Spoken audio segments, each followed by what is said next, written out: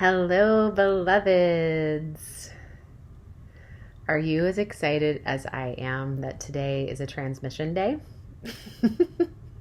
I never know when they're coming through, and I always feel so delighted when I receive the indication to turn on the voice recorder on my computer and start to share with you.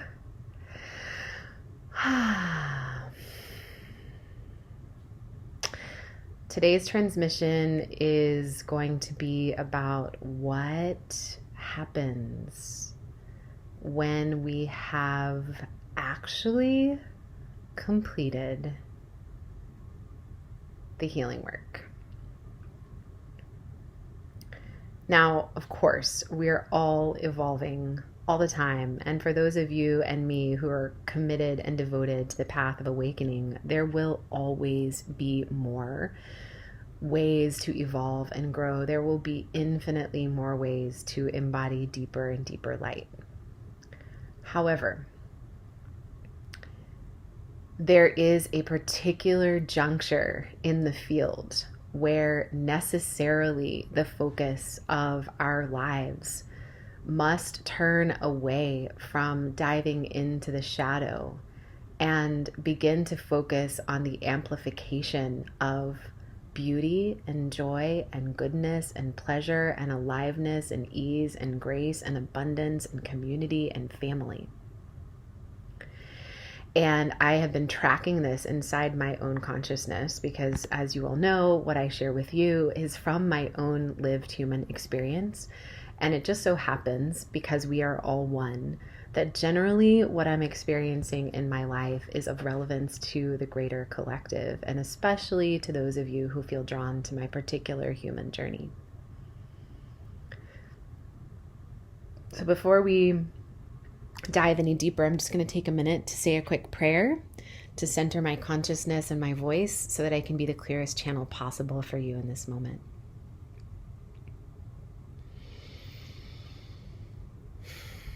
I call upon the living light that shines in me as it shines in all things, giving great reverence to the Mother, Father, the one true source of the living light through which all things arise.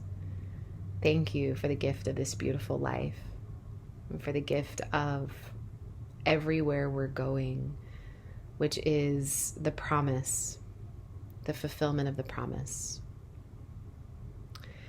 I ask that you speak through me with clarity and ease today to allow my heart to open so that the river of truth can flow freely through me in service of the liberation of all of your children and the restoration of their innocence and joy. And so it is.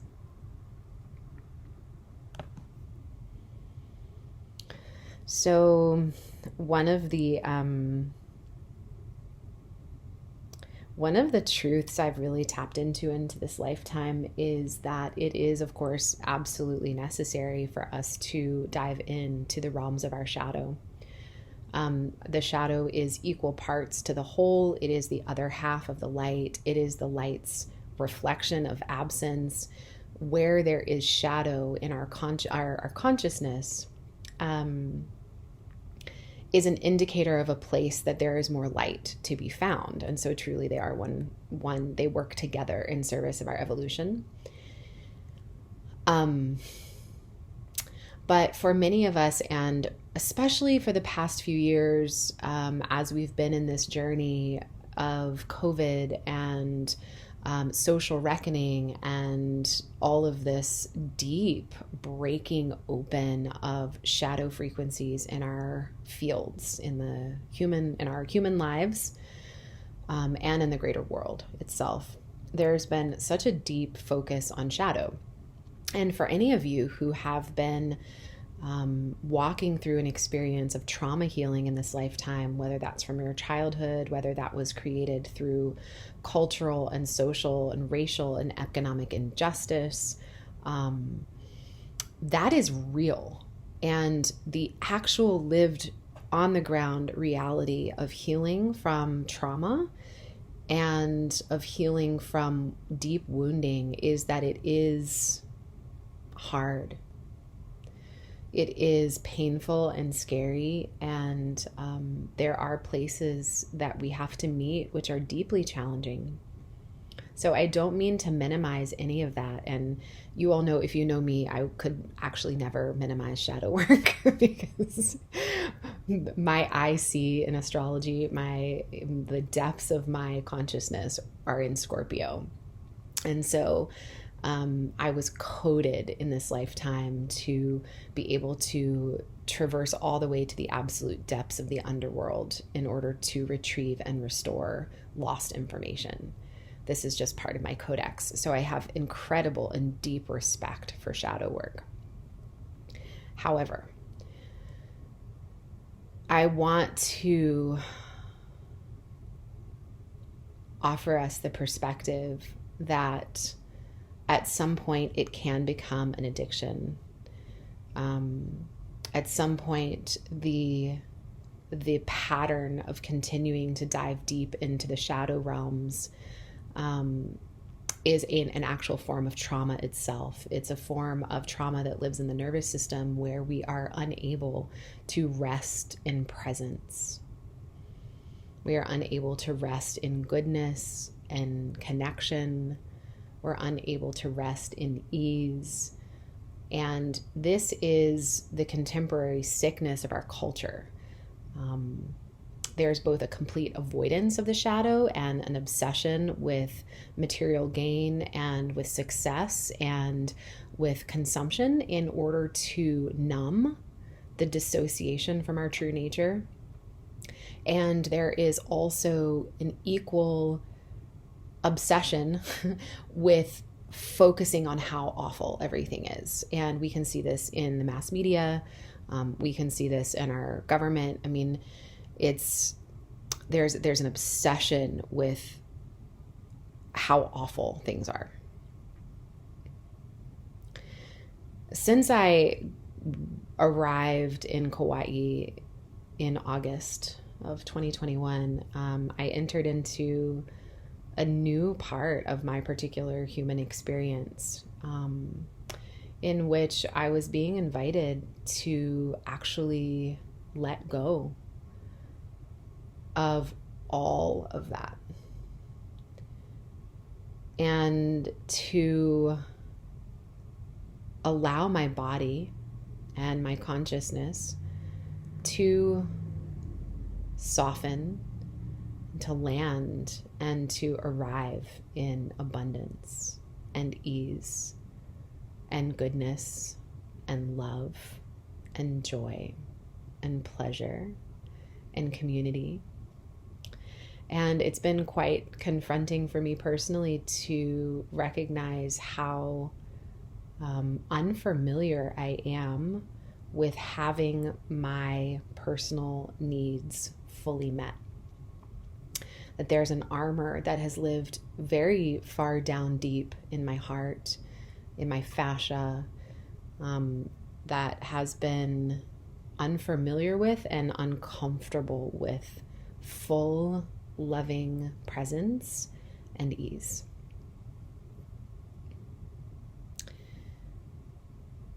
This is necessary for our collective evolution. It's very easy to project onto the fields of ease and abundance and goodness and grace and joy and love and pleasure. It's very easy to look at them and say, well, you don't have this problem, and so of course you can experience ease, or you were born into a lifetime of privilege, or you're white, so of course you can experience ease and grace. Yes, it is easier for me in some realms because of the fabric I was born into. And yet, because of the particular set of traumas I experienced as a child, perhaps in some ways it's been harder for me than others to really fully anchor into my body the fields of restoration, of innocence, of goodness. If we are to survive as a human race, if this planet is to evolve alongside us, if we are to arrive with her in her evolutionary process, if we are to actually create a life and a world and a collective experience in which all things thrive, then some of us have to anchor in the experience of thriving. Some of us actually have to commit our lives in service of thriving, not of fighting, not of running away, but of thriving, of meeting the edges in our nervous systems where we feel unworthy of love, of really opening ourselves to pleasure, of opening ourselves to joy and creativity and ease. You know, the more I do the work I've been called in to do in ceremony and with clients, the more I recognize that our inner children are, whoa, they are starved. They're starved of play. They're starved of authenticity. They're starved of love. So we can meet that in the shadow realms, and we can also meet it by giving it love, giving it attention, giving it play. And one of my dear brothers on Kauai, who really is a keeper of the medicine of play, has been such good medicine for me personally, because I, in the depths of my journey and my initiations over the last 5-10 years, I've gotten so good at being a warrior and being a seer and being a space holder and a lover and a mother, that I forgot that there's actually a part of me that is like deeply silly and creative and joyful and likes to do weird things. And like, I was a theater kid in high school. Like, I totally forgot about this heart of light. So one of the seeds I'm anchoring in my own consciousness, and will be planting seeds for some teachings around and a possible likely retreat in Hawaii this spring, is what do we do after the shadow work?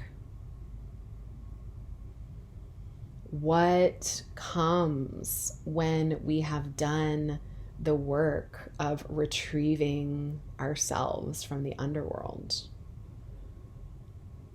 You've done the shadow work. Now what? How do we become as little children again, and to fill our hearts and our bodies and our beings and our voices and our relationships and our communities with love? So this is a vital part of the next evolutionary process that humanity is undergoing. And some of you will be called into this particular mission. And it's hard to even say it's a mission, because it's just love. It's just like joy. It's just ease and grace. But of course, it gets deeply projected on by our society. So in some levels, it is a mission in that way.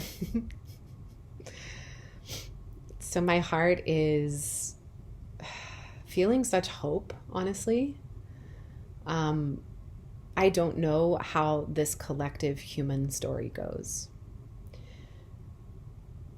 It may be that the majority of the humans that are still here on Earth need to have much more experience of the darkness. They still need to descend into the underworld.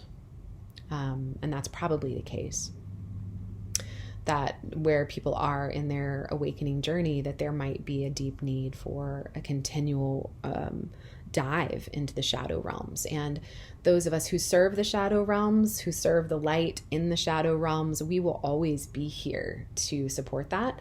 But many of us now are being called to actually anchor our consciousness, to pull ourselves out of the underworld. Like, I will no longer serve you from the underworld. I will now pluck myself out of the underworld onto the other shore, onto the shore of ease and grace and love and joy and beauty. And if you choose, you can come meet me here. You can come meet me in the Garden of Eden. And we can play in those realms together too. So giving great thanks, like that this is the place where we are. You know, some of us you have gone to Peru, you have sat in the shadow work, you have gratefully and gracefully and courageously met these fragments. And it's not to say that they will never come again, but we are shifting out of that as a primary focus. Right? And we are moving into the realms of creation. If that work calls to you, let's work together. Let's be in touch. Let's meet your whole authentic self at a deeper level. Let's make space for your goodness. Let's make space for your light, for your pleasure, for your play. And we can do that in one-to-one work. We can do that in ceremonies on the island of Kauai. We can, if you're interested in taking a trip out to Kauai and joining me for what's likely to be a 5 to 7 day retreat in April, send me a message. I will add you to my list. Likely we'll be working with the joy of the inner children as they meet ferns and whales and and water magic and anchoring in the Sophianic codes through the island of Kauai.